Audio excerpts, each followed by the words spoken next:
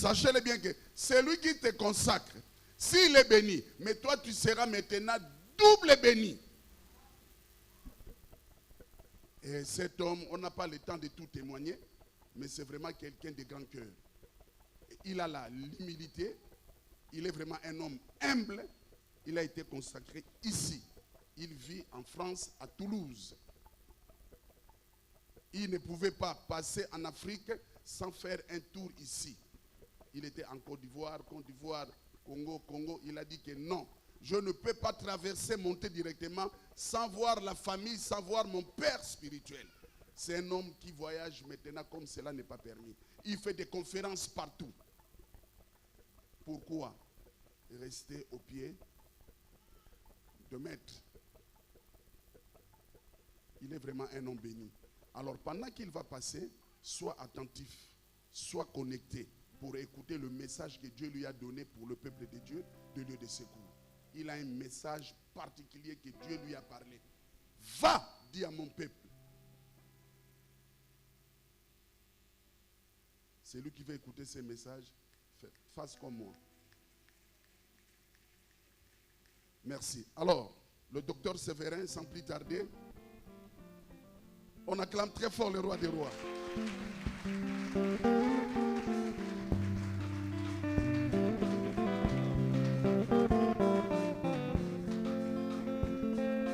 J'ai entendu un peuple acclamer un homme.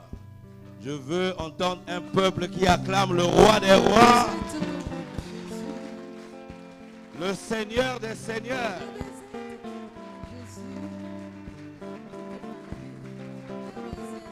« 20%, 20%. Est-ce qu'on peut acclamer le Seigneur des seigneurs? Alléluia. Car il est glorieux et digne de régner.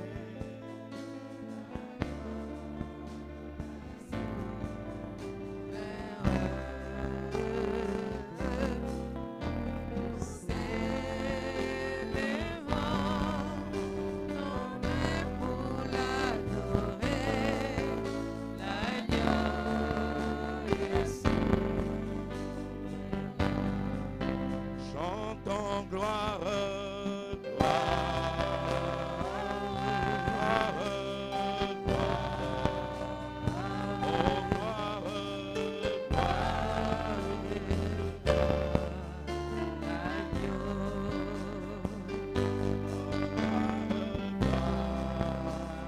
élève tes deux mains vers le ciel.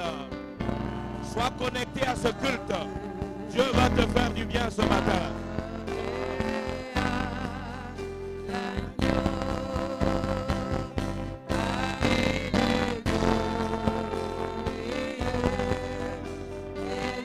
Tu es le bienvenu.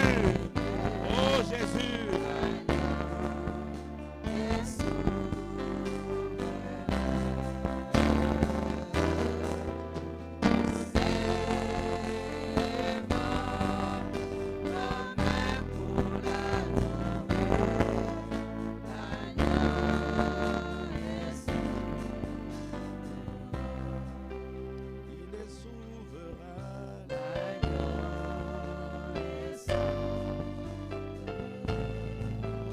Il est souverain.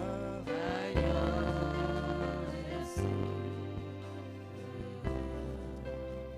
Père de gloire, nous rendons gloire à ton Saint-Nom. Nous voulons te laisser toute la place ce matin. Que toute chair se taise en ces lieux. Nous ramenons toute pensée captive à l'obéissance de Christ. Nous renversons les forteresses, les hauteurs et les raisonnements qui s'élèvent contre la connaissance de ta parole. Nous voulons t'honorer. Nous sommes attablés avec toi, Seigneur Jésus. Envoie le pain du ciel et nourris ton peuple assoiffé et affamé ce matin. Gloire, honneur, louange te soit rendue. Nous te laissons toute la place. Saint-Esprit, remplis-moi par ta parole afin que ce peuple soit béni. Au nom de Jésus. Amen.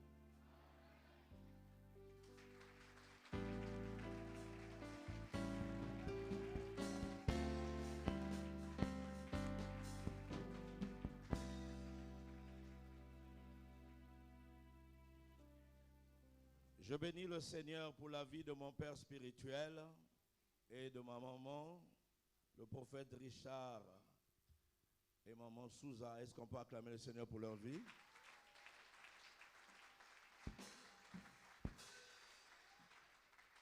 Je bénis aussi le Seigneur pour toutes les mamans.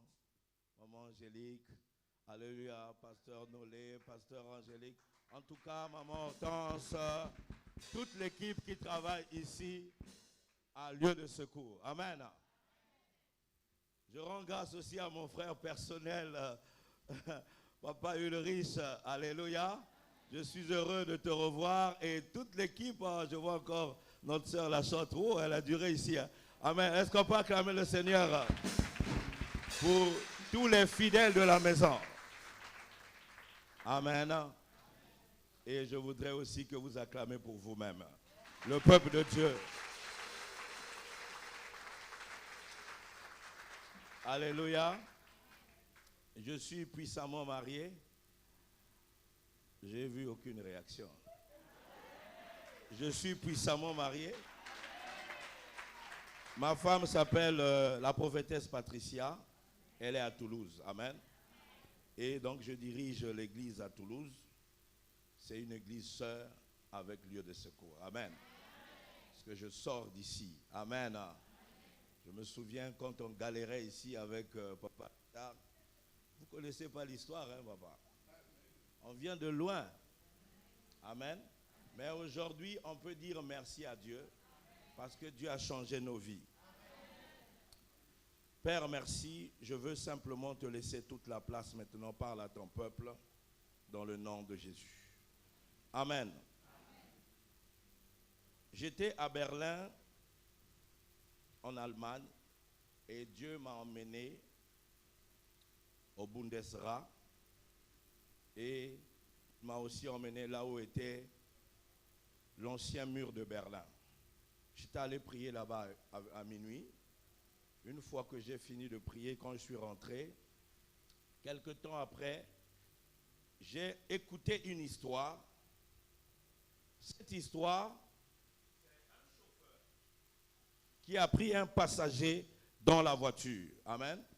Pendant qu'il partait, et dans la voiture, le passager a dit, les trompettes sont déjà dans la bouche et son retour est imminent. Et le chauffeur se retourne, le passager a disparu dans la voiture. Il s'arrête, il va ouvrir le coffre, il n'y a personne. Alors il était hébété au bord de la route, la police passait. Quand la police est arrivée, ils ont dit au monsieur, qu'est-ce qui se passe? Le monsieur lui a dit, il y avait un passager dans ma voiture. Et il m'a dit que les trompettes sont déjà dans la bouche et son retour est imminent. Et ensuite il a disparu. Les deux policiers se sont regardés, ils ont dit, vous êtes la troisième personne qui nous dit la même chose aujourd'hui. Les trompettes sont déjà dans la bouche et son retour est imminent. Voilà pourquoi je vais vous emmener à suivre ce verset-là. Je ne sais pas s'il y a quelqu'un qui peut m'aider à la lecture. Voilà, 1 Thessaloniciens 4, verset 16.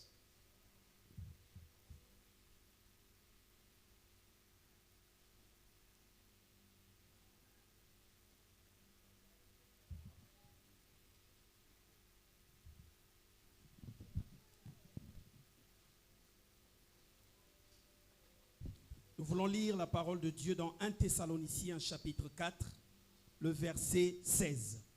Nous lisons dans le glorieux nom de Jésus-Christ, notre Seigneur et Sauveur. La Bible dit, « Car le Seigneur lui-même a un signal donné à la voix d'un archange et au son de la trompette de Dieu, descendra du ciel et les morts en Christ ressusciteront premièrement. » Amen. Au son de quoi? De la trompette de Dieu.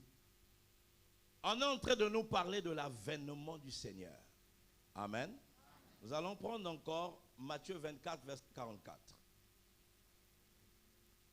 Matthieu 24, verset 44. Matthieu chapitre 24, le verset 44. La Bible dit, C'est pourquoi vous aussi tenez-vous prêts, car le Fils de l'homme viendra à l'heure où vous n'y penserez pas. Amen. Acclamons la parole de Dieu à ses hommes.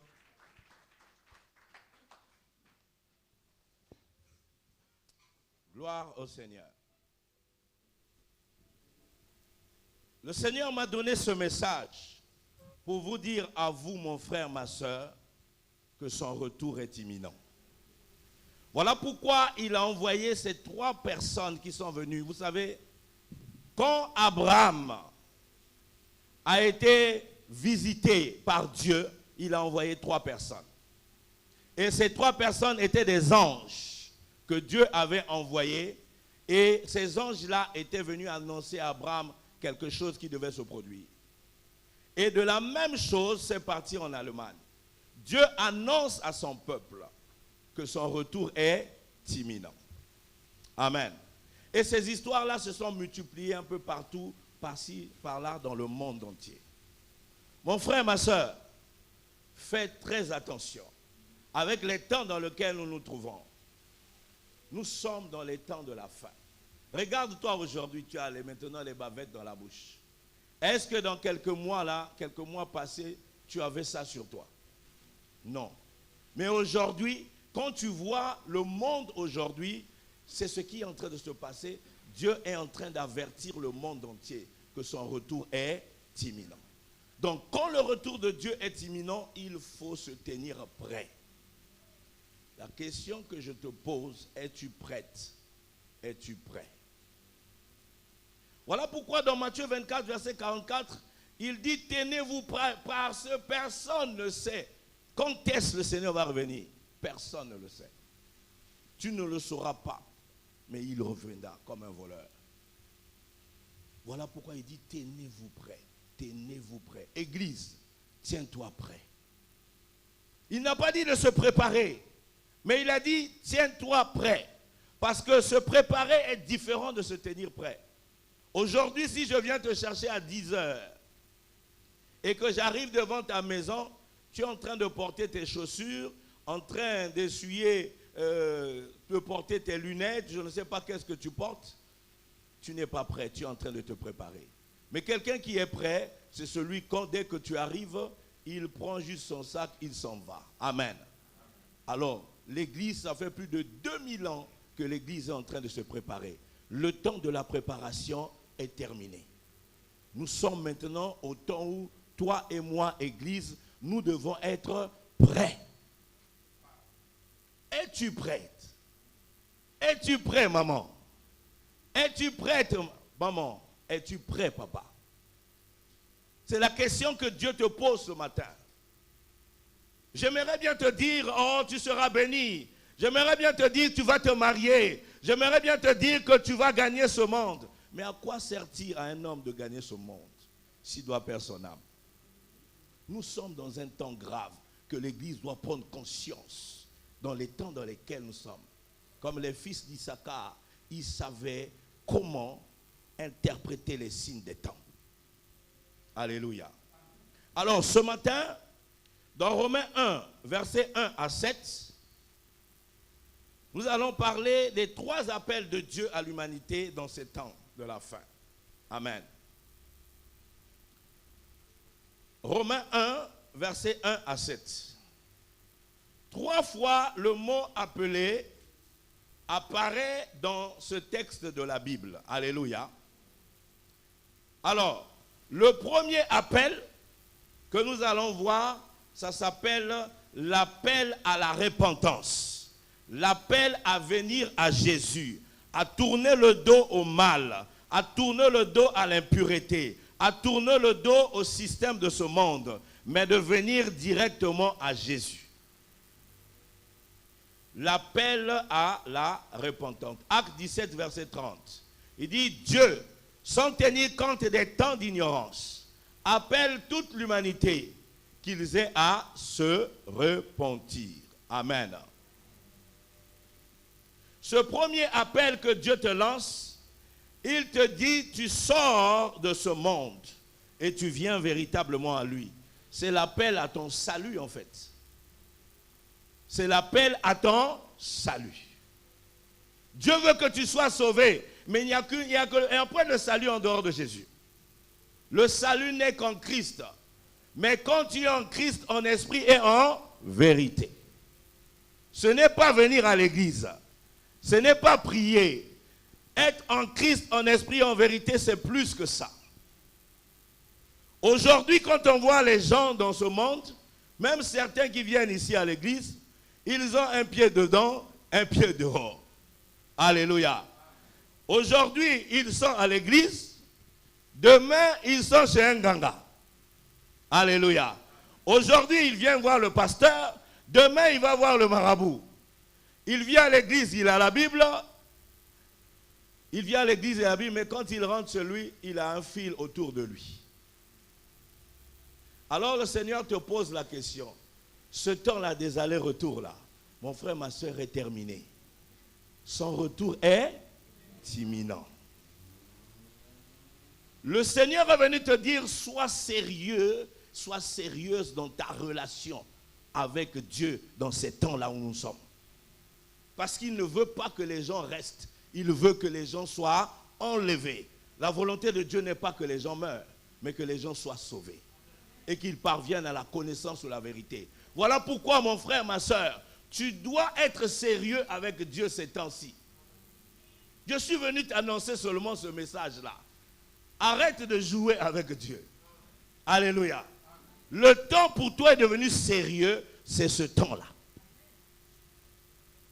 Si on t'avait donné des choses au niveau de ta famille, si on t'avait donné des choses, le temps de se débarrasser de ça est arrivé.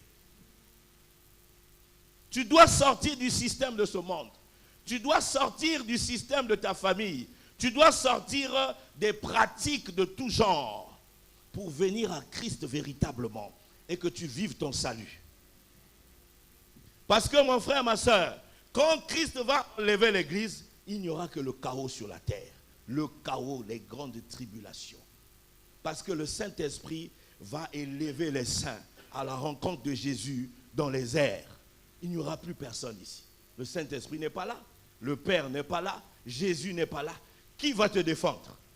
Le diable va commencer à limer les faux chrétiens là qui venaient jouer à l'église.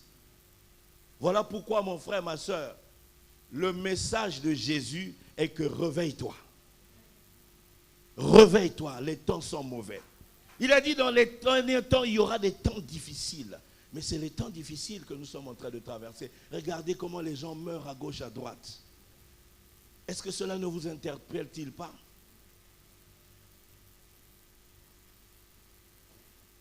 Alléluia. Reviens à Jésus. J'ai connu une sœur, on lui a donné de l'argent. On lui avait donné une pièce de 5 francs. Et avec cette pièce de francs, on l'a mis dans sa voiture. Donc elle est venue avec ça en Europe.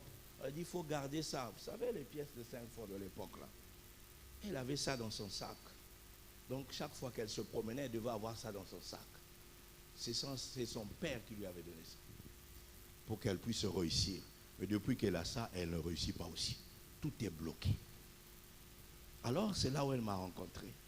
J'ai prié pour elle, j'ai fait la délivrance.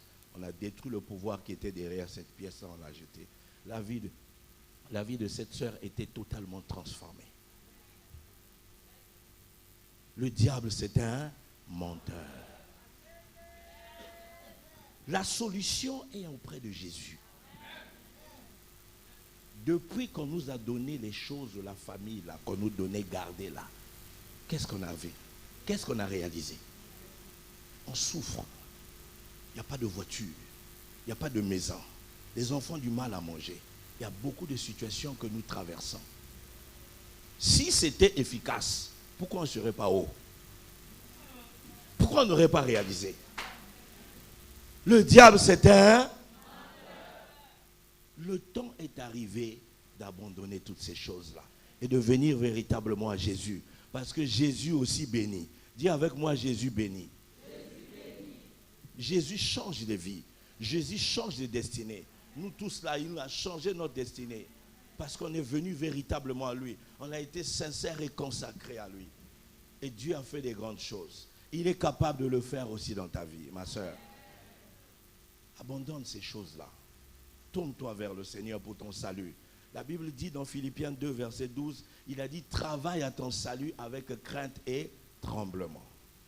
Le salut, on le travaille tous les jours, en s'éloignant et en marchant dans la crainte de Dieu, en servant le Seigneur avec tout son cœur. Alléluia. Le premier appel, c'est ça. Tu veux être sauvé, hein? Le Seigneur Jésus t'a sauvé, mais tu dois travailler à ton salut. Parce que beaucoup de gens ont perdu leur salut. Ils se sont tournés dans des voies qui ne glorifiaient plus Dieu. Alléluia. Alors, le deuxième appel, nous allons rentrer. Le deuxième appel, il dit, appelez à être saints. Appelez à être saints. Amen. Donc, dans Colossiens 1, verset 13, la Bible dit, Dieu te délivre du royaume des ténèbres et il te transporte dans son royaume de lumière.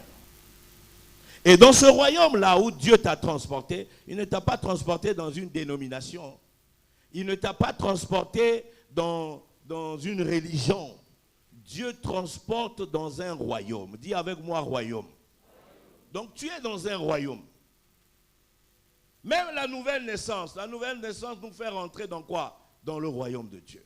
Il dit, si tu ne nais pas d'eau et d'esprit, tu ne peux pas rentrer dans mon royaume. Donc Dieu t'a transporté dans un royaume. Voilà pourquoi depuis tout ce temps, on essaie de te faire du mal, ça ne marche pas. Parce que tu as changé de royaume. Alléluia. Mais je viens te dire, Dieu te lance un appel, un deuxième appel. Le premier appel à sortir du système de ta famille et à véritablement rentrer dans son royaume. Amen. Alors, une fois que tu rentres dans le royaume, il te dit maintenant, dans mon royaume ici, on marche dans la sainteté. Appelé à être saint. Dans 1 Pierre 1, verset 16, il dit, tel il est dans le ciel, vous serez saints comme votre Père dans le ciel, il est saint. Le royaume là n'est pas dirigé par papa. Le royaume là n'est pas dirigé par les oncles ou par maman. Ce royaume est dirigé par un roi. Et ce roi est saint. Il dit, tel il est saint, vous aussi vous devez être saint. Alors maintenant la question est, est-ce que tu marches dans la sainteté? Est-ce que tu marches dans la sanctification? Quand tu es dans le royaume de Dieu, tu ne peux pas marcher comme tu veux, maman. Tu ne peux pas. Le royaume de Dieu obéit à des principes, à des clés, à des leviers. Et si tu respectes ces lois du royaume, tu verras la gloire de Dieu.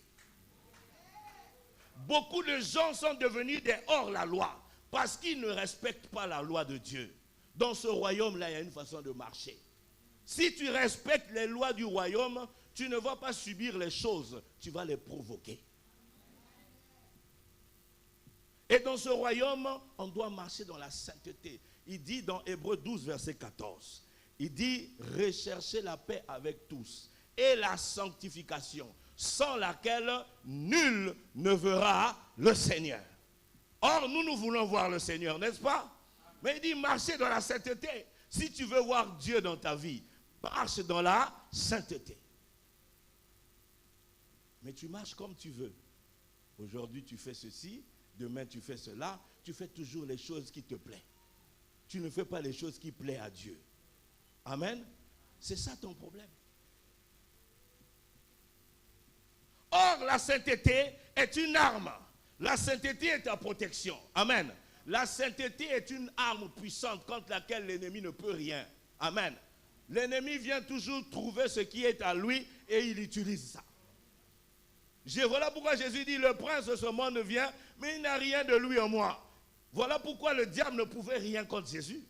Parce qu'il n'avait rien de lui. Mais quand on arrive chez nous, le diable vient trouver son mensonge, le diable vient trouver ceci, le diable vient trouver beaucoup de choses en nous et il commence à nous accabler, à nous oppresser. Pourquoi? Parce que nous lui avons ouvert les portes par notre façon de marcher, par notre façon de faire. Dans ces temps de la fin, Dieu veut que tu te sanctifies. Amen. Il veut que tu te sanctifies. La Bible dit, rien ne manque à ceux qui craignent l'Éternel. Rien. Alléluia. Or, nous manquons de beaucoup de choses. Pourquoi? Parce que nous ne craignons pas Dieu. Nous faisons ce qu'on veut. Dans ces temps de la fin, tu dois être agréable à Dieu. Tu dois tout faire pour te sanctifier et marcher dans la sanctification. Il a deux volets. La sanctification a deux volets. Le premier volet de la sanctification, c'est s'abstenir du péché, s'éloigner du péché. Amen. Voilà, quelqu'un qui est sanctifié, il est éloigné du péché. Et le deuxième volet de la sanctification, ça s'appelle se mettre à part pour Dieu, se consacrer à Dieu. Donc quand tu t'éloignes du péché, c'est pour t'approcher de Dieu. Amen. Tu t'éloignes du monde, c'est pour s'approcher de son royaume, pour faire la volonté de ton Père. Alléluia. Alors donc, quand Dieu te dit sanctifie-toi, ça veut dire toi, éloigne-toi du péché et attache-toi à Dieu. Amen. Éloigne-toi du péché et attache-toi à Dieu. Et ça fait souvent, quand tu viens, c'est toujours l'histoire du péché là, tout ça là, tout le monde pêche. Maman, on est dans le temps, moi je ne suis pas là pour faire plaisir à quelqu'un. Je suis venu pour t'annoncer le conseil de Dieu qui va te faire du bien et t'emmener au paradis. C'est là où nous devons être, toi et moi. Les messages de la prospérité, moi je suis un docteur, si je me mets de vous enseigner sur ça, mais à quoi servent toutes ces choses-là? Nous sommes dans les temps de la fin. L'église doit être prête. On doit préparer l'église à rentrer dans l'avènement. Quand on voit que les gens sont transformés, les vies sont transformées, les gens marchent correctement devant Dieu, c'est une grande joie pour papa et pour toute l'équipe.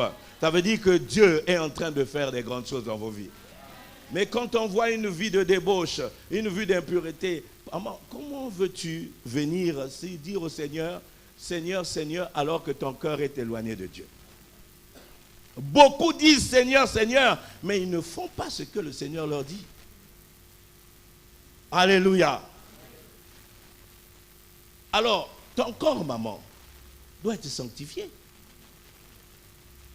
Ton corps doit être sanctifié. Et regarde ce que tu fais. Tu n'es pas marié avec ce monsieur-là. Et tu continues dedans. Tu es deuxième femme, quatrième femme.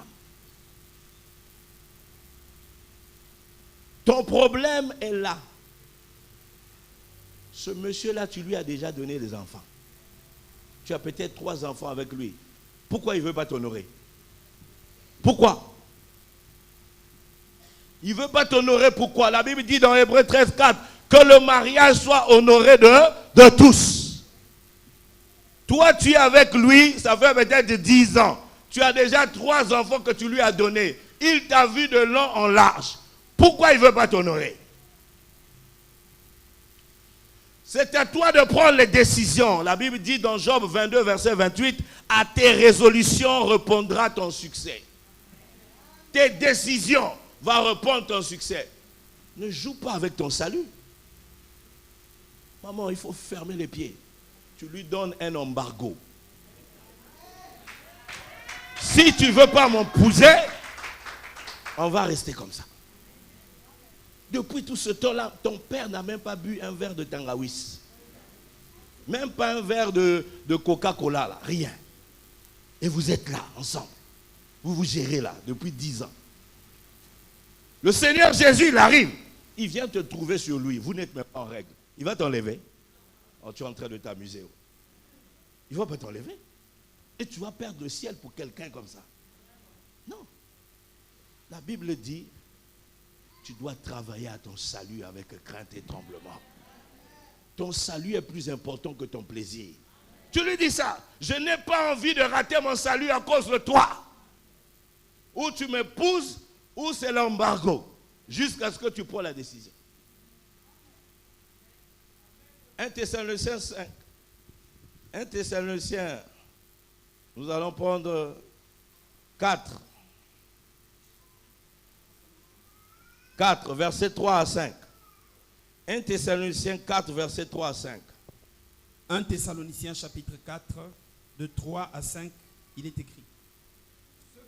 Ce que Dieu veut, c'est votre sanctification. Ce que Dieu veut, ce n'est pas seulement ton mariage. Ce que Dieu veut, ce n'est pas seulement tes enfants. Ce que Dieu veut, ce n'est pas seulement ton travail et ton argent. Ce que Dieu veut, quoi? C'est votre sanctification. Vous avez entendu? Il veut aussi votre sanctification. Allons-y. C'est que vous vous absteniez de l'impudicité. L'impudicité, c'est tous les péchés sexuels. Masturbation, fornication. Tu n'es pas marié avec un homme, tu vas avec elle. Tu vas avec lui. Allons-y. C'est que chacun de vous sache posséder son corps dans la sainteté et l'honnêteté, sans vous livrer à une convoitise passionnée comme font les païens qui ne connaissent pas Dieu. Ce sont les païens qui ne connaissent pas Dieu qui se comportent comme ça. Mais toi, tu connais Dieu, maman. Tu as vu le problème? Toi, tu connais Dieu. Tu n'es pas comme les païens. Il a dit, comme font les païens qui ne connaissent pas Dieu. C'est-à-dire, ce sont les païens. Pourquoi tu veux ressembler à tout le monde? Jésus t'a sauvé, il t'a mis à part. Pour que tu sois un modèle pour ces païens.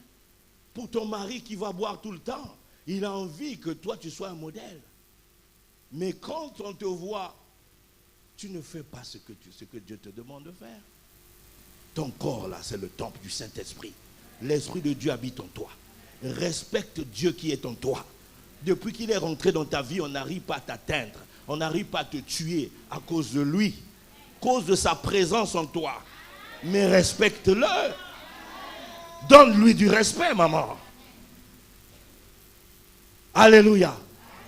La Bible dit dans Jean 9, verset 31, quand tu continues à marcher comme ça, ne lui demande pas les choses. Il dit, Dieu n'exauce pas la prière des pécheurs. Mais celui qui fait la volonté, celui-là, il exauce et il honore. Dis avec moi, amen. Amen. Je suis venu te préparer simplement à abandonner certaines choses. Parce qu'il y a des moments où il y a des choix à faire, maman, dans la vie. Ce choix-là est capable de changer totalement ta vie. Mais tu n'as pas le courage de le prendre. Mais je te donne le courage ce matin.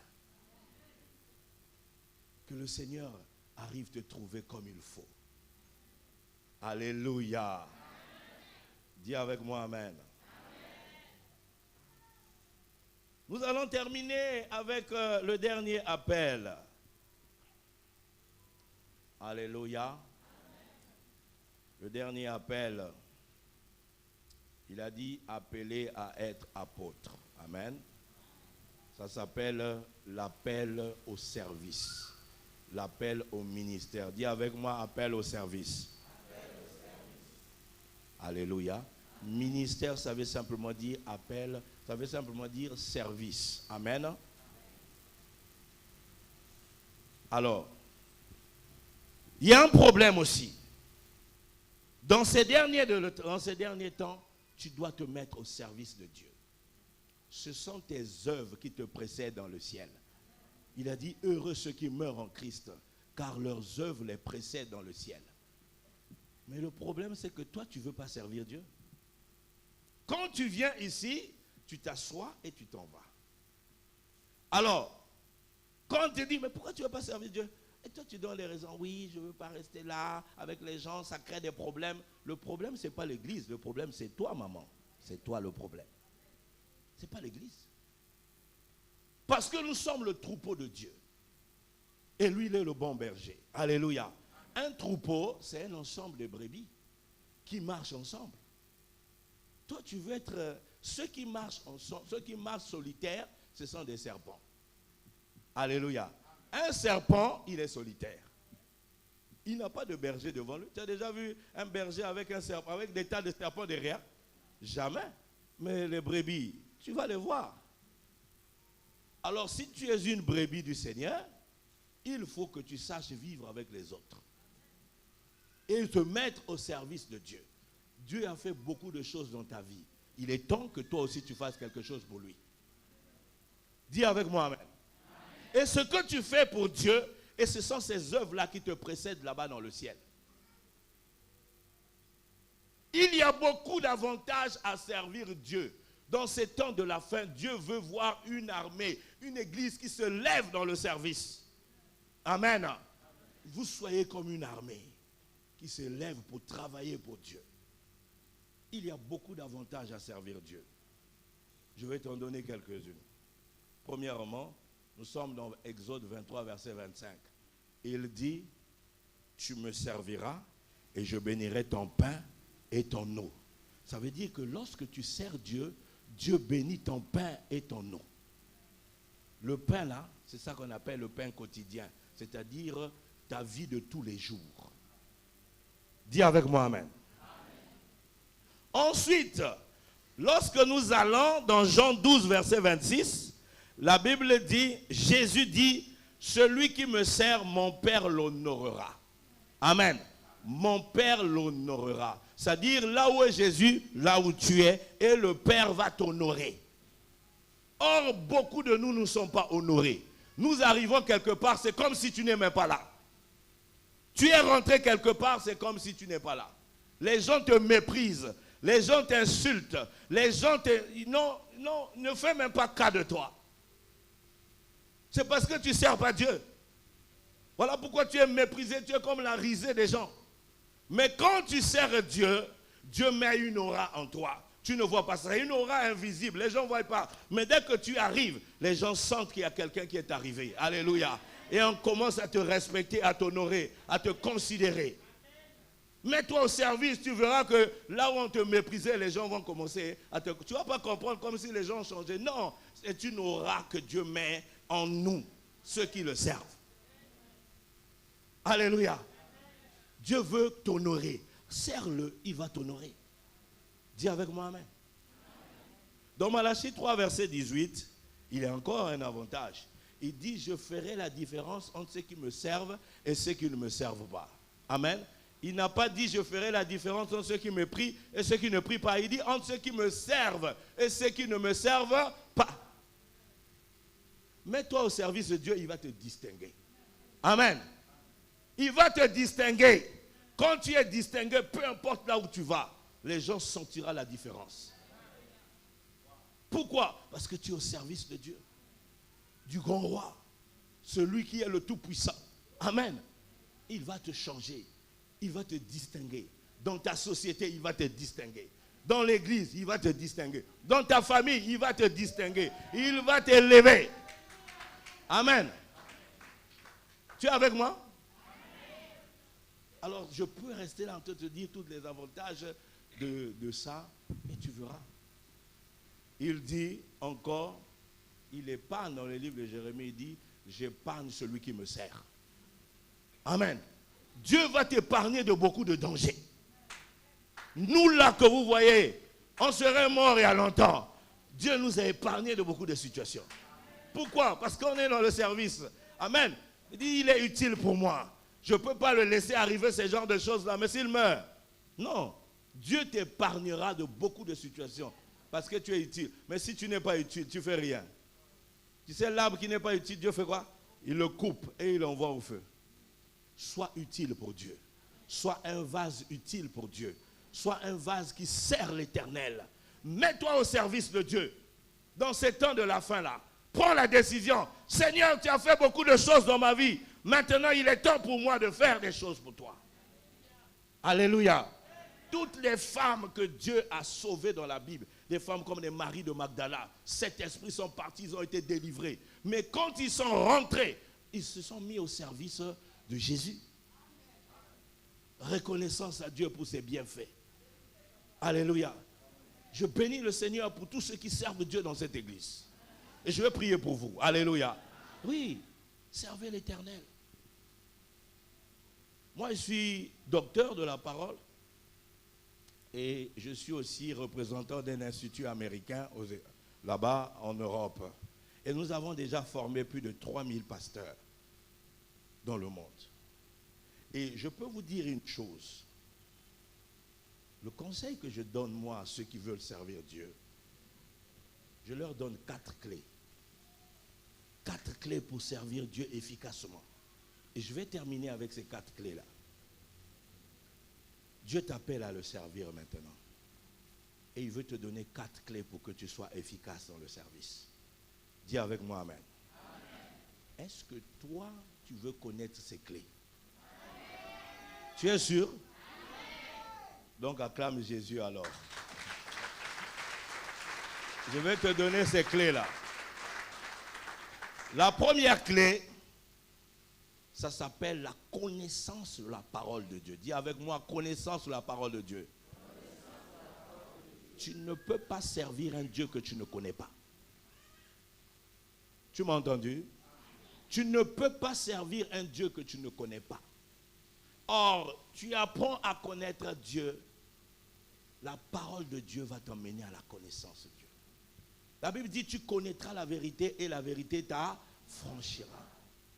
La vérité, elle est là, elle est toujours là. Mais si tu ne prends pas connaissance de ça, comment est-ce qu'elle peut t'affranchir? Tu as la Bible depuis des années. Tu ne lis pas beaucoup la Bible. Elle est devenue comme un livre de chevet juste là pour faire joli. Quand tu ouvres la Bible, tu commences à bâiller. Et par exemple, tu commences à somnoler. Mais quand tu es Novelas TV là, tu es en train de suivre les séries américaines ou les séries brésiliennes là, tes yeux sont comme ça. Mais la Bible, dès que tu ouvres un peu comme ça, et après tu as fermé. Maman, ça c'est le diable qui fait ça. Parce qu'il sait quand tu commences à méditer la parole de Dieu, tu vas acquérir la connaissance des choses de Dieu. Et le diable opère dans tous les domaines où tu n'as pas la connaissance. Mais dès que tu découvres, tu es affranchi. Tu es avec moi? Voilà pourquoi la parole, le livre de la loi là, ne doit pas s'éloigner de ta bouche. Médite ce livre jour et nuit. C'est alors que tu auras du succès dans toutes tes entreprises. C'est alors que tu réussiras. Médite la parole de Dieu. Tout vient de la parole. Tout a été créé par la parole. Rien n'a été fait sans la parole. Amen. Tout passera, mais la parole de Dieu ne passera jamais. Tu dois connaître la parole de Dieu si tu veux servir Dieu efficacement. Sinon, tu vas dire quoi aux gens? Tu es avec moi? Deuxième, mais tu sais que la parole aussi est une lumière. Hein? Lumière sur nos sentiers, lampe à nos pieds pour nous éclairer. Beaucoup de nous tâtonnons parce que nous ne connaissons pas la parole. Parce que la parole est une lumière. Si on était la lumière ici, tu vas commencer à chercher où est la route. Pourquoi? Parce qu'il y a les ténèbres là. Dis avec moi amen. Donc, la parole de Dieu aussi te donne la foi. Amen. Vous savez ici, à Libreville, quand tu as besoin d'acheter quelque chose, tu utilises quoi? Ce n'est pas le franc CFA. Mais dans le ciel, ce n'est pas le franc CFA. Dans le ciel, c'est la foi. C'est la foi qui te permet d'acquérir toutes choses. Jésus disait, ta foi t'a sauvé. Ta foi a fait ceci. Ta foi, c'est ça. Rien n'est impossible à celui qui croit. Tout est affaire de foi. Dis avec moi amen. C'est cette monnaie-là qui te permet de prendre dans l'invisible et de manifester dans le visible. Mais cette foi-là vient comment? Elle vient de la parole. La foi vient de ce qu'on entend. Et ce qu'on entend vient de la parole de Christ. Tu dois aimer la parole. Tu vas servir Dieu, maman. Médite la parole. Tu verras. Deuxième clé. Dis avec moi, onction du Saint-Esprit.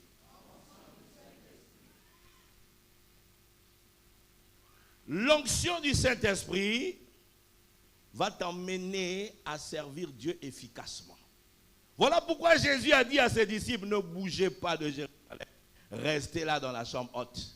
Je vous enverrai quoi? Le Saint-Esprit descendra et vous aurez une puissance qui va arriver. Amen. Dans Acte 10, verset 38, la Bible dit, vous savez comment Dieu a oint le Seigneur Jésus-Christ de Saint-Esprit et de puissance, de Saint-Esprit et de force. Il allait de lieu en lieu, faisant quoi? Guérissant les malades. Il dit dans Luc 4, verset 18, il dit, l'Esprit du Seigneur est sur moi, parce qu'il m'a oint. Quand tu entends oint là, c'est l'onction. Il m'a oint. Pourquoi? Pour annoncer la bonne nouvelle. Même pour annoncer la bonne nouvelle, tu as besoin de l'onction. Pour guérir les gens, tu as besoin de l'onction. Pour délivrer les captifs, tu as besoin de l'onction. Pour libérer les opprimés, tu as besoin de l'onction. Alléluia. Le problème est que nous voulons servir Dieu sans onction. Hey, le diable va jouer avec toi. Tu dois rechercher l'onction du Saint-Esprit. C'est ça qui fait la différence. Tu peux être là en train de chanter. Un chant qui peut avoir une belle voix, mais qui n'est pas ointe. Il va chanter, les gens vont juste entendre une belle voix. Mais une personne qui est ointe, même si la voix est cassée, dès qu'il libère, l'atmosphère change dans la salle. Et les gens commencent à être guéris. Les gens commencent à être restaurés. Maman, recherchez l'onction. Alléluia. Recherchez l'onction. Quand l'onction est là, ton fille qui est malade à la maison, là, tu lui imposes, mais il est guéri. Dieu donne l'onction. Mais il ne donne pas l'onction, il ne donne pas les perles au pourceau. Il faut aller le chercher. Il faut payer un prix. Dis avec moi, amen. Il faut payer le prix. Les apôtres, ils étaient en train de payer le prix. Les autres sont partis. Ils n'ont pas reçu l'onction.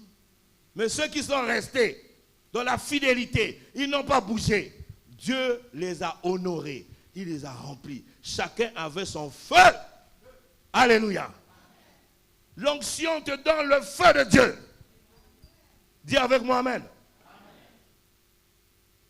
Ah oui. Je suis arrivé prophète dans une église au sud de la France, à Montauban. C'est une ville qu'on appelle Montauban. J'arrive, ils avaient une grande salle qu'on leur avait donnée par la mairie. Il n'y avait aucun noir. J'étais le seul noir. Que des blancs, toute l'église remplie. Quand je rentre, tout le monde me regarde comme ça. Si celui-là, il sort d'où? Le pasteur prend le micro, il se met devant. Il dit, aujourd'hui, ce n'est pas moi qui prêche. Vous avez sûrement remarqué quelqu'un à côté de moi. C'est le pasteur Séverin. C'est lui qui va prêcher aujourd'hui. Sûrement, vous allez me demander, est-ce que je le connais? Mais je ne le connais pas, malheureusement. Tout le peuple dit, Tu vas inviter quelqu'un que tu ne connais pas. Il a dit, mais Dieu le connaît. Et il a un message de la part de Dieu. J'ai pris le micro. Tu voyais les gens te regarder de haut comme ça. Ah, c'est dur, hein? Alléluia. Mais quand Dieu t'a oint, tu verras la différence. J'ai pris le micro. J'ai pris la parole. J'ai dit, qu'est-ce qui coule dans vos veins? Ils m'ont dit, c'est le sang. Et ce sang-là est de quelle couleur? Il dit, c'est rouge. Je dis, Jésus nous a sauvés par quoi? Par le sang de l'Alliance nouvelle. Et le sang-là est comment? Il est rouge. En Asie, les gens, le sang sent comment dans les veines? En Afrique, le sang est comment dans les veines? Il dit, le sang est rouge partout. Il a dit, vous venez d'apprendre une leçon. Si Jésus a choisi le sang pour nous sauver, parce que c'était l'élément universel qu'on peut retrouver dans toute l'humanité. Sans distinction. J'ai fini de prêcher. Quand j'ai fini de prêcher, un pasteur qui était là, qui arrive avec sa femme, ils se sont mis là. Il dit, pasteur, moi, sa femme dit, pasteur, mon mari que vous voyez là, il n'entend plus. Ses oreilles sont mortes. C'est un pasteur, oui. Un pasteur qui n'entend plus. Il n'entendait plus. Oh non, on ne sait pas ce qui s'est passé. Il n'entend plus. On a prié. Le Seigneur me dit, souffle dans ses oreilles. On faisait juste des signes comme ça. Vous voyez les signes de la langue de... On faisait des signes. Il était là. Seigneur, je rentre. Et le Seigneur me dit, souffle dans ses oreilles. Je souffle dans ses oreilles. Les oreilles, paf, s'ouvrent. Dès que ses oreilles ont ouvert, il commence à faire ça. Je t'écoute. Et tout le monde dans la salle, c'est-à-dire, il y a une émotion qui est rentrée dans la classe. Tout le monde commençait, les autres pleuraient, les autres acclamaient. Et le regard a complètement changé envers. Vous ne savez pas qui Dieu envoie devant vous? Alléluia. Vous ne savez pas. Cette personne a été guérie. Sa femme aussi a dit, j'arrive pas à plier mon genou depuis deux semaines. Donc elle marche seulement, mais le genou là, elle n'arrive pas à plier comme ça. J'appelle le pasteur là, viens lui imposer les mains. Non, je dis viens. Le pasteur est venu, il a imposé la main, j'ai juste mis ma main sur son épaule et on a prié ensemble. J'ai dit à cette femme, bouge le genou. Elle a commencé à bouger. Son genou était guéri instantanément. Alors, le jour-là, leur regard et leur marché a totalement changé. Alléluia. Ça, c'est quoi? La manifestation de l'onction de Dieu. Tu ne peux pas tenir une église comme ça pendant des années, comme fait le prophète, s'il n'y a pas l'onction. Tu ne peux pas, tu t'amuses. L'onction va faire la différence. Tu dois rechercher l'onction. Chaque fois, tu perds les maris parce que tu n'es pas ointe. Quand l'onction est là, on ne peut pas voler ce qui est à toi. Impossible. Alléluia. Recherchons l'onction. Les disciples sont allés rechercher l'onction et ils ont eu. Amen. Ils ont eu, la Bible dit, le Saint-Esprit est descendu comme un vent impétueux. Et ils ont été remplis du Saint-Esprit. Alléluia. Et là, quand ils sont sortis, 5000 personnes, 3000 personnes, les gens donnaient leur vie. Je n'ai ni or ni argent. Ce que j'ai, tiens, au nom de Jésus, lève-toi. La manifestation de l'onction. Jésus, on vient toucher le pont de sa robe. Une femme pendant 12 ans de perte de sang. Il dit une force est sortie. Mais c'est l'onction qui était sortie. Alléluia. Il dit une force est sortie de moi. Il parlait de l'onction. Dis avec moi amen.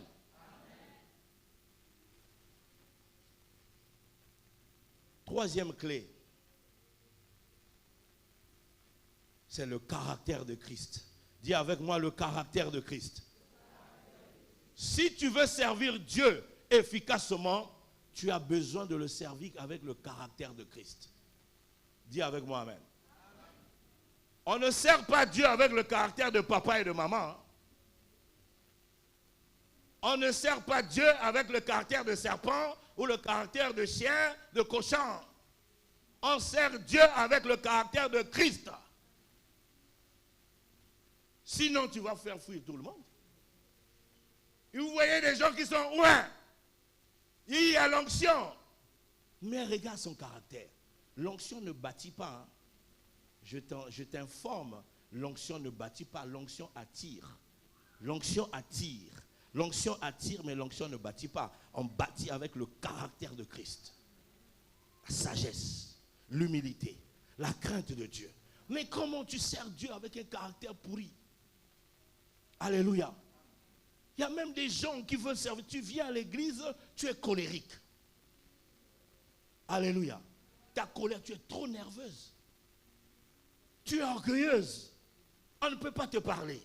Dès qu'on veut te dire quelque chose, pour qui vous prenez des gens dans cette église? Moi, je ne suis pas n'importe qui. Hein. Ah, maman, calme-toi un peu. L'orgueil, là, précède la chute. C'est l'humilité qui t'emmènera à la gloire. La colère, la colère, la colère, la colère. Même à la maison, devant le mari, tu es trop colérique, maman. Hein? Cette colère-là, c'est en train de détruire ton foyer. La Bible dit la colère de l'homme n'accomplit pas la justice de Dieu. Ne te couche pas avec ta colère. Il faut changer, il faut changer. Ton comportement, quand on parle du caractère, on parle de trois choses. Premièrement, il y a le comportement. Deuxièmement, il y a les attitudes. Troisièmement, c'est les profondeurs de cœur. Ton comportement. Il y a une façon de se comporter dans la maison de Dieu. Tu ne peux pas venir ici, là, critiquer à gauche, critiquer à droite, médisance, calomnie, murmure. C'est ça qui a empêché le peuple de Dieu de rentrer dans la terre promise. Ce n'est pas ça qui t'emmène ici. Tu viens ici pour chercher la face de Dieu, maman. Tu ne viens pas ici pour contrôler l'autre, il a fait quoi, l'autre a dit quoi, un tel. Non. Ta situation, il y a beaucoup de choses dans ta vie n'avancent pas. Tu dois vraiment chercher la face de Dieu pour lever la tête. Tu perds ton temps dans des futilités, des choses qui n'ont aucune importance. Alléluia. Concentre-toi sur ce qui est important pour ta vie. Et Dieu te fera voir sa gloire. Moi, je suis fils d'un tel. Moi, je suis la plus belle. Moi, je suis le plus beau. Moi, je suis directeur. Moi, je suis PDG. Moi, je suis ministre. Moi, je suis cela. Mais dans la maison de Dieu, on ne s'occupe pas de ça. On s'en fout de ça. Que tu sois directeur, PDG, la plus belle, je ne sais pas quoi. Les 24 vieillards dans la présence de Dieu. La Bible dit, ils jettent leur couronne. Mais le couronne, là, c'est quoi? C'est le symbole des titres que Dieu leur a donnés. Mais quand ils sont dans la présence, ils jettent leur couronne. Ils se prosternent. Alléluia. Les titres, là, quand tu rentres ici, enlève tes titres, maman. Enlève les titres, papa, enlève les titres. Moi, je suis directeur, moi, je suis plus beau, je suis ceci, je conduis telle voiture. Non, on n'en a pas besoin de ça. Tout ça, enlève ça. Il dit, convertis-toi comme un petit enfant. Si tu veux rentrer dans le royaume de Dieu. Ce sont ceux qui se convertissent comme des petits enfants. Ici, nous sommes les enfants de Dieu. On n'est pas les directeurs ici. Dis avec moi, amen. Donc, tu dois descendre, être humble. Nous, on a connu des PDG. PDG, moi j'ai entendu. PDG au Nigeria. Un PDG, chef d'entreprise. Il rentre là, il est en train de nettoyer les toilettes. Il nettoie. PDG.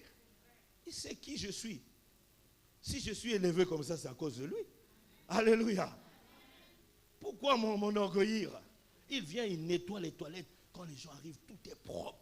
Le PDG a nettoyé.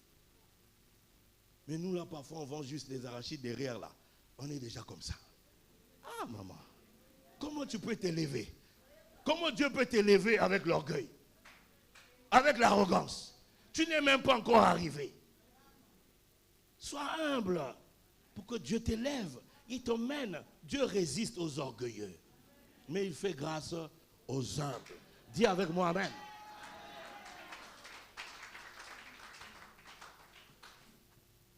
Obéissez à vos conducteurs. Ayez pour eux de la déférence. Amen. Hébreux 13, verset 17.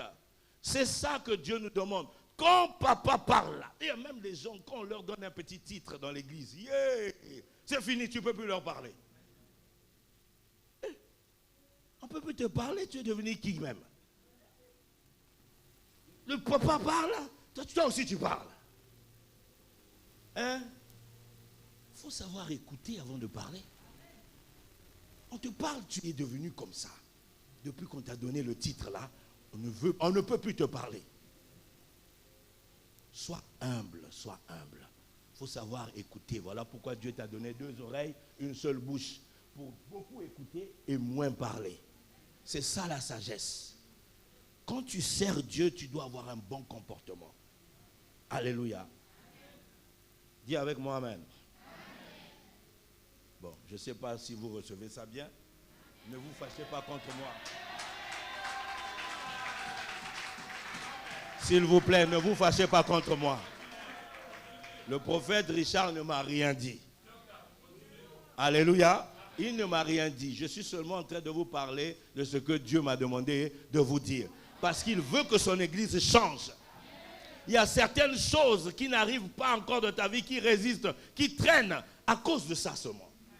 Voilà pourquoi Dieu est en train de t'ouvrir les yeux, pour que les écailles tombent. Parce que l'aveuglement, quand ça rentre au milieu du peuple de Dieu, tu crois que les choses avancent. Or, il n'y a rien qui se produit. Oh, c'est des petites choses comme ça. Quand tu enlèves ça, tu vas voir la gloire de Dieu éclater dans ta vie. Dis avec moi amen. Amen. Enfin, je termine. La dernière clé, c'est la vie de prière et de jeûne. Amen. Jeûner et prier. Veiller et prier. Amen. Quand on veut servir Dieu, il faut être un homme de prière, une femme de prière. Si tu ne veux pas que ta vie soit à genoux, toi-même mets-toi à genoux. Tu ne m'as pas compris. Si tu ne veux pas que ta vie soit à genoux, toi-même mets-toi à genoux. Voilà pourquoi si tu vois les genoux là, si je lève ça ici, c'est devenu noir comme les quintaux des karatékas. Pourquoi? Parce que le secret de l'élévation, c'est quand les genoux sont à terre. Il faut prier. Il faut prier. Tu verras la gloire de Dieu. Tous ceux qui prient changent les situations. Tous ceux qui prient changent l'histoire. Or, toi, tu ne pries plus. Avant, quand tu avais donné Dieu, tu priais beaucoup, maman. Tu avais une véritable vie de prière. Mais regarde-toi aujourd'hui. Tu ne pries plus beaucoup. tes prières sont diminuées. À peine tu fais, tu commences à partir. Alléluia. Tu ne pries plus comme tu priais avant. Tu es devenu tiède. La Bible dit, les tièdes, Dieu fait quoi? Il vomit les tièdes. Tu dois être une femme de feu. Allume le feu de la prière. Amen. Si tu ne pries pas, tu verras que tu vas perdre beaucoup de choses que Dieu t'a données. Tout ce que Dieu nous donne, nous le conservons que dans une véritable vie de prière. Ton mariage, vie de prière. Tes enfants, vie de prière. Ton église, vie de prière. Les âmes, même les âmes que vous voyez là, si le prophète baisse dans la vie de prière, vous allez voir des départs ici. Tout. Le diable va voler. Pourquoi? Le diable, c'est un voleur. Il ne vient que pour voler. Le diable volera ce qui est à toi quand tu ne pries plus. Amen. Mais dès que tu commences à prier, tu commences à récupérer tout ce qui est à toi. Dis avec moi amen. Il y a des gens qui ont perdu. On est venu voler ton fils à la maison. On a entendu, un tel a perdu l'enfant. Pourquoi? C'est parce que tu ne pries plus beaucoup. Alléluia. Oui, il y a certains, on a volé le travail. D'autres, les voitures, tout le temps, les pannes. Tu ne pries pas. Parce que quand on prie, même tes véhicules, tout ce qui est à toi est sous la protection divine. Oui. Moi, quand je prie, Seigneur, je te prie de protéger tout ce qui est à moi. Tout ce qui est à moi, ça veut dire mes comptes d'argent, tout ce qui est à moi, mes voitures, tout ce qui est mon épouse, mes enfants, tout est sous la protection divine. Dis avec moi amen. C'est quoi? C'est par la prière. Réveille-toi. Lève-toi dans ta vie. Dans ce temps de la fin, Dieu veut voir une église qui prie. Une église qui prie est une église qui accomplit des exploits. Alléluia. Regarde les divisions dans ta famille. Regarde ce qui se passe dans ta maison, dans ta famille. Tu ne pries pas. Tu ne prends pas des jeûnes de prière pour ta famille. Voilà pourquoi toutes ces choses-là, il y a des décès tout le temps dans la famille. C'est toi le rempart. C'est toi l'intercesseur. Dieu dit, je cherche un homme. Je cherche une femme. Il faut dire à Dieu, me voici Seigneur, utilise-moi. Mais tu vas l'utiliser comment? Mais dans des temps de prière. Réveille-toi maman. Réveille-toi. Dis avec moi amen. Dans ces temps de la fin, ces 4 choses-là vont te permettre d'être en forme avec le Seigneur. Lève-toi, dis avec moi, Seigneur, j'ai écouté ta parole. Ta parole est la vérité. Aujourd'hui, tu viens annoncer le temps de la repentance, de se tourner véritablement, car ton retour est imminent.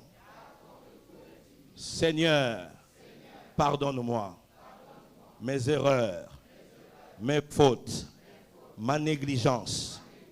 Chaque fois que je n'ai pas fait ce que tu m'as demandé, je m'humilie devant toi. J'implore ta grâce.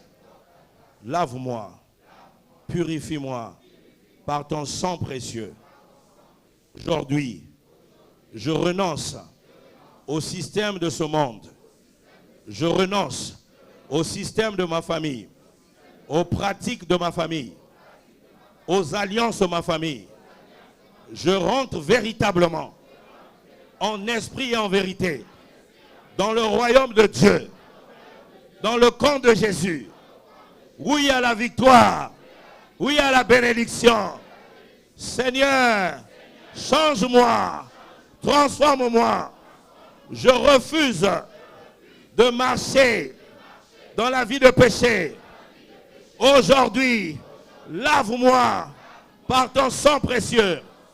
Je ferme les portes par lesquelles l'ennemi passait pour oppresser ma vie, pour retarder ma vie. Aujourd'hui, toutes mes erreurs sont pardonnées par le sang de Jésus. Je déclare, je suis restauré dans le nom de Jésus. Mon caractère change ce matin. Je refuse de marcher dans la colère. Je détruis la semence de la colère héritier de ma famille. Je renonce à la pauvreté, au blocage, aux œuvres des ténèbres qui bloquaient ma destinée. Aujourd'hui, au nom de Jésus, je prends autorité contre toute alliance, contre tout autel qui réclame ma vie à l'échec. Je neutralise, je le détruis au nom de Jésus. Tous les dégâts qui ont été causés dans ma vie sont réparés, par le sang de Jésus. Je reçois l'onction de Dieu. Mets la main sur la tête, dis avec moi, je reçois l'onction de Dieu. L'onction qui brise les jougs. L'onction qui restaure. L'onction qui délivre. L'onction qui libère. Ce matin, je reçois l'huile qui coule du ciel dans ma maison, dans ma famille, sur mes projets, dans ma maison, dans mon église, sur ma vie, sur mon ministère. Je reçois l'onction. Je reçois une huile fraîche. Une huile fraîche coule ce matin. Au nom de Jésus. Au nom de Jésus. Je détruis les pouvoirs qui opéraient contre moi. Au nom de Jésus. Par l'onction de Dieu. J'avance. Je ne recule plus. Je suis la tête et non la queue. Je suis en haut. Je ne serai plus en bas. Je détruis l'échec, la pauvreté, le manque, la maladie sont brisés au nom de Jésus. Je récupère tout ce qui est à moi par la grâce du Seigneur Jésus. Tiens maintenant ton cœur. Dis avec moi, Seigneur, change mon cœur. Rentre dans mon cœur. Purifie mon cœur. Circoncis mon cœur. Ce matin, je renonce à la colère, à la rancune, à l'amertume, au manque de pardon, à l'orgueil. Je détruis ces choses au nom de Jésus. Mon cœur est purifié. Mon cœur est sanctifié, rempli d'humilité, de la crainte de Dieu, de la haine du péché. Je reçois un cœur renouvelé par la sagesse de Dieu. J'ai l'amour de la parole, de la méditation, de la prière. Tout ce qui s'élève contre ma vie de prière, au nom de Jésus, je détruis ces choses. La distraction, la peur, la paresse, la négligence. Je neutralise ces choses au nom de Jésus. Je suis amoureux de la parole de Dieu. Ma vie de prière est élevée, est allumée. Je suis enflammé par le feu de Dieu. Je reçois un feu nouveau de prière, de jeûne, d'impact. Au nom de Jésus, je vais de l'avant. Rien ne pourra m'arrêter. Par la grâce du Seigneur Jésus. Ce matin, je récupère tout ce qui m'a été volé à cause de ma faiblesse, à cause de mes erreurs. Je récupère mon mariage, mes affaires, mes finances, tout ce qui est à moi. Je récupère au nom de Jésus. Et je déclare par la puissance du nom de Jésus, je suis plus que vainqueur. Je suis plus que vainqueur. Au nom de Jésus, je déclare ma victoire. Victoire. Victoire. Victoire. Victoire. Victoire. Victoire. Maintenant, c'est le dernier. C'est la 7e fois. Quand tu vas crier victoire, tu vas prendre tout ce qui est à toi. Tu vas enfanter une nouvelle destinée. Tu vas enfanter une nouvelle saison. Le 7e fois, les murailles de Jéricho sont ébranlées. Le peuple de Dieu est rentré, prend possession de la terre promise. Ils ont pris possession du lait et du miel. Ils ont pris possession de ce qui est à eux. Et tu vas crier avec moi, victoire! Au nom de Jésus.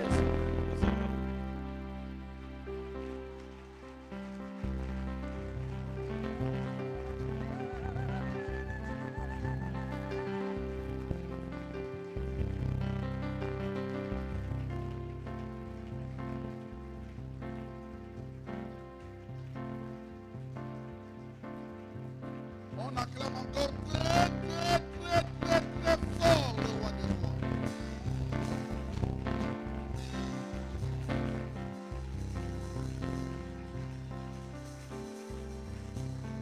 Amen. Prends place.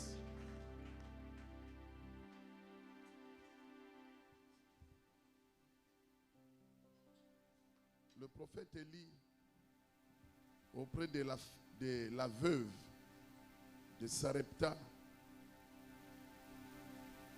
il a dit à la veuve, serre-moi d'abord.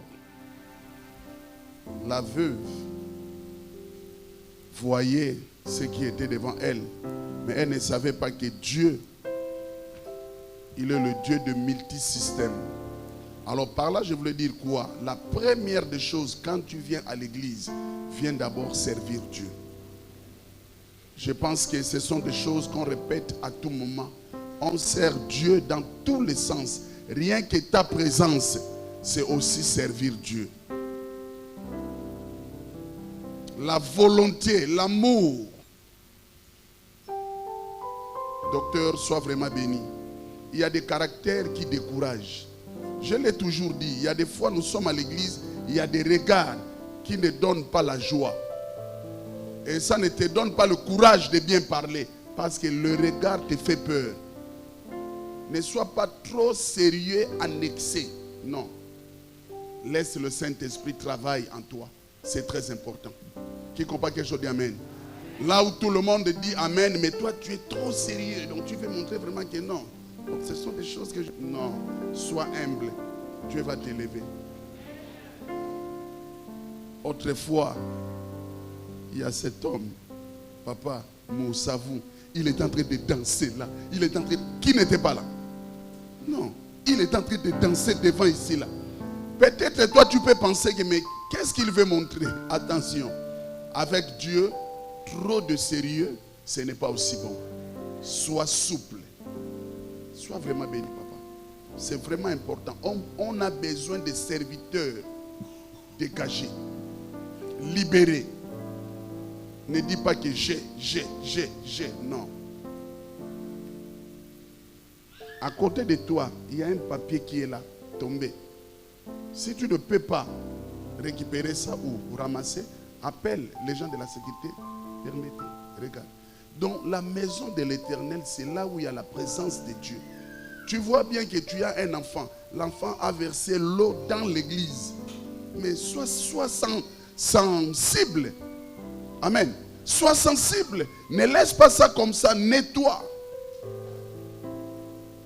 C'est très important.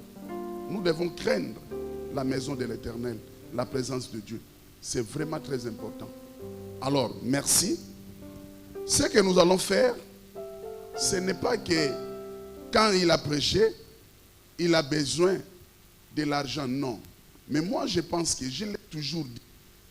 C'est nous qui sommes bénis. Qui est d'accord avec moi? Alors, quand nous donnons les offrandes, moi je suis contre aux gens qui disent que non, on va maintenant bénir l'homme de Dieu. Non, c'est l'homme de Dieu qui nous a bénis. Alors, au retour, le geste que nous faisons, c'est un geste de remerciement pour sceller la parole qui vient de rentrer en nous. On ne bénit pas l'homme de Dieu, mais on dit merci à Dieu par rapport à tout ce qui s'est passé. C'est vraiment important. C'est important. Ce qui est vrai, pour la bénédiction, il est béni. Quand on était ici ensemble, pendant le temps de la galère, il y a des fois, il va tourner. Il ne travaille pas. Il va tourner, il va tourner, il va tourner. S'il gagne un peu d'argent, il va acheter la viande. Je ne sais pas quoi. Il vient. Maman Sousa, prépare ça, prépare ça. Non, il y a des fois quand je pense à ça, ça fait du bien. Un serviteur doit être humble. L'humilité précède la gloire. Il y a des fois sur le poisson salé. Et puis le foufou, il a acheté ça quelque part. Il a mis papa. Je comprends seulement, maman Sousa va commencer à préparer. Je dis, mais tu as eu l'argent. C'est papa Séverin qui a amené. Amen. Et lui-même aussi, il a faim. Donc il s'est dit que je ne peux pas manger seul. Je dois aller là-bas parce que...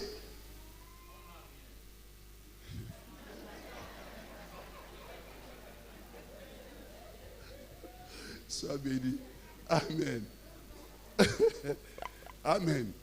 Mais aujourd'hui, vous avez vu ce que Dieu a fait de lui. Il est vraiment dans la gloire. Ce que nous sommes en train de faire, ce n'est que des formalités. Mais ce qui est vrai, c'est Dieu qui bénit. Alors voilà pourquoi